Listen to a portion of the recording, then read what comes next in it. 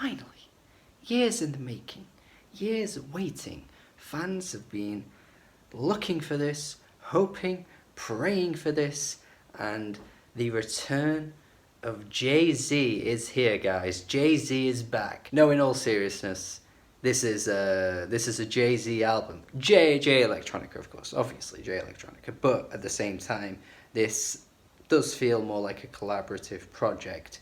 And after years in the making, years waiting, to get an album that is filled with a lot of Jay-Z moments, it sort of makes me feel like this shouldn't be just listed as a Jay Electronica release. I think you could make the claim that this could be a collab album, Jay Electronica and Jay-Z.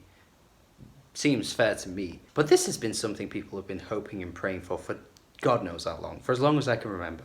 For as long as I've been getting into hip-hop, I've always known of the name Jay Electronica, because every year people are always wondering, is he going to drop this year? Is he going to drop? And it just became a bit of a, I guess, I don't know the right word for it, maybe a pipe dream, maybe, just this idea that something will happen one day, hopefully, and it just never came. And finally in 2020, it is the time for Jay Electronica to shine. Does it live up to the hype though? Well, for me personally, I didn't have hype, even though he is such a significant name in hip-hop without even having an album, which is pretty rare, to be honest, for any artist, to not have an album and just have this momentum behind them.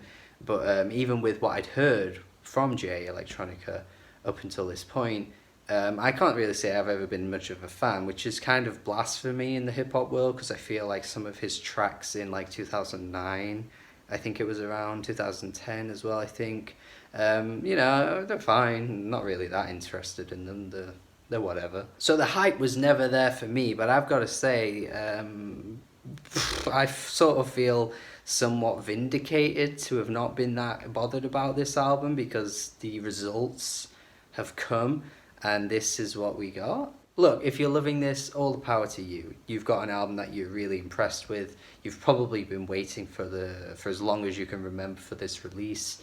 I'm not going to take that away from you. I'm not going to take your excitement, your happiness away that this man has come through with a project that you love. But for me, I mean, I've already mentioned how Jay-Z takes up and occupies so much of this album, and that becomes an issue when he is quite significantly better than Jay Electronica. And that's even with pretty mediocre Jay-Z verses, because honestly, he is not on his A game on this. Like, I don't think either artists are giving their best with this at all. But Jay-Z on his weekdays, I'd still take over Jay Electronica, I'm not going to lie. A lot of his raps on this are just really uninspired to me. He doesn't sound like he's selling his words that well at all. It reminds me of listening to that Dave album last year, where sometimes the lyrics were very introspective and detailed, but the way that the artist was presenting them didn't feel passionate. Jay Electronica's giving us some snooze raps across this album, and I'm not that invested in half of what he's saying,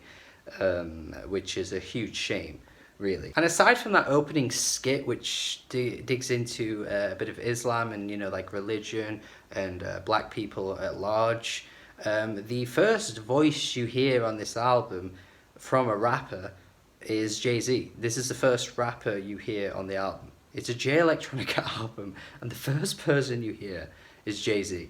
That to me is not sending a good message right out the gate.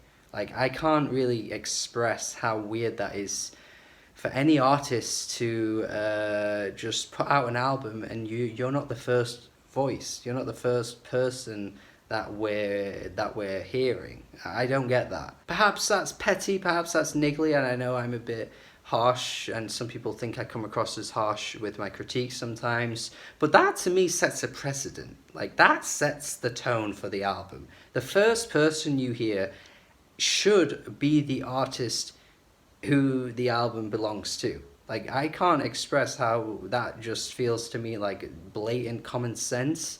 So of course the first voice you hear is Jay-Z, he's rapping, you're hyped for what he's saying, and then when Jay Electronica finally comes around, he kind of pales in comparison, because his voice is just not as commanding or as present as what Jay-Z's is. Jay-Z has an iconic voice. You can't escape that voice. Whereas to me, I think Jay Electronica isn't that much of a standout rapper. And then when you actually start paying attention to some of Jay Electronica's bars and lines, they're pretty dull, to be honest. He has some interesting like connections to like the world at large on some of the tracks, and talks a bit about religion and just, you know, society on the whole occasionally.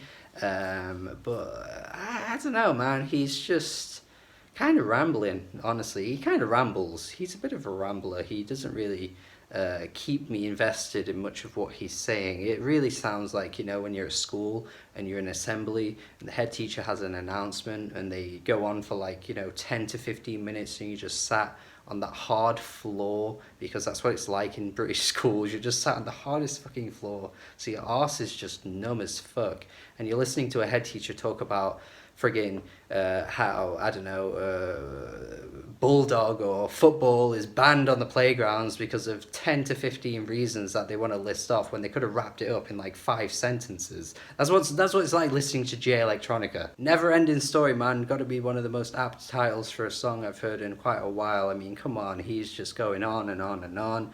I just have no investment, and it does not help how colourless some of this production is. And the thing is that some of the beats are actually really strong, but then so many of the beats just actually don't stand out in a particular way at all. At least the opening track that I mentioned earlier with the, you know, Jay-Z starting the track, at least has a really good beat. Like I'm up for listening to beats like that across the entire thing.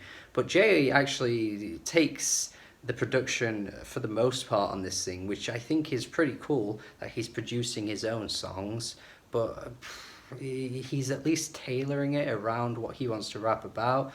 But it only makes a lot of the tracks more dull to listen to when the production and probably the lack of hooks doesn't help the album's case either. I mean, I could honestly be given these tracks, and if you told me that they did come out in 2009 when people probably wanted a Jay Electronica album the most, I don't think I don't think you would fool me. I think I'd just go, yeah, this sounds like it could be 2009. Like, seriously, man, has Jay not been listening to music for 10 years? Some of these beats sound really, really stiff and completely lifeless at points. And to top it off as well, you got the Dream on a few of these tracks, man. That is prime 2010 hip-hop. Like, if you didn't have the Dream on your rap album in 2010, then I'm sorry, but it wasn't a rap album. It's like having a Quavo feature now in 2019 or 2020. It's like, it's essential. You got to do it. A track like Fruits of the Spirit has a bit of a different issue though, where it feels a bit underdeveloped. It's a bit short. Jay Electronica is actually the only part of this track, and he's just rapping, and he keeps the same tone for each line, and it gets a bit, you know, repetitive and redundant to the point where it really feels like something could have switched up. But then it doesn't matter, because the track is actually just ending at that point. So some of these tracks really just remind me too much of some albums you stumble upon in recent times, where the unfinished aspect really shines through. Like sometimes where I don't know, some of the mixing qualities aren't quite there, and this has been happening a lot in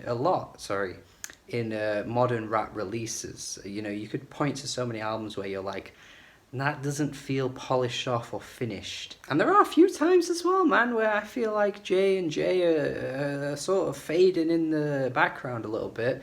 The beat doesn't sound quite right. There's definitely an argument to be made here that some of these tracks aren't quite as up to scratch as they should be, to be honest. So yeah, as I've said, man, like with all of these other problems, the biggest in my eyes is how I generally just think about Jay-Z's verses for the most part. And his verses, not that special, really not that special at all. But he at least manages to keep me interested and invested, while Jay Electronica is struggling to do that for me. And the hooks as well are really non-existent throughout, and when they are there, they're so limp. That one on the Blinding from Travis Scott, not only does it not feel like his feature was barely finished because he's just barely doing anything, but like it doesn't even work that well as a hook. I can't even call it a hook. There's an attempt at one on Flux Capacitor as well, and that one is really limp too. Like they are really just sort of making it up on the spot and just going along with it for that. To my ears, anyway. So yeah, I don't know. Not much else to really feedback, I think, with this album, because a lot of it just kind of blows over my head and doesn't stick with me whatsoever. Very odd release for me, I think. I thought there would be a bit more of a bang to this album, given the time we finally gotten an album from J Electronica, and all the other issues that come along with it as well just feel very odd to be present. I mean, God, if a Tribe Called Quest came out with this in 2016, I would have fucking cried, man. Like, this is not the quality of a comeback album. If you can even call it a comeback album, because he never came back. Like, there isn't an album to come back from, I mean. A 5 out of 10 from me, unfortunately. This isn't too good. Not sure if it'll stick with people as time goes on. I think this could be viewed as a bit of a flop in some people's eyes as the months go down. But we'll see. I don't know. Maybe this will actually be an album where people actually really love it and I'm in the minority. We'll have to see. Let me know what you think, though, in the comments. I'd love to know why you love it or you don't like it or whatever your issues. I'd love to hear what you got to say. Let me know. Let's have a conversation. Subscribe if you haven't already. Have a good day. And goodbye.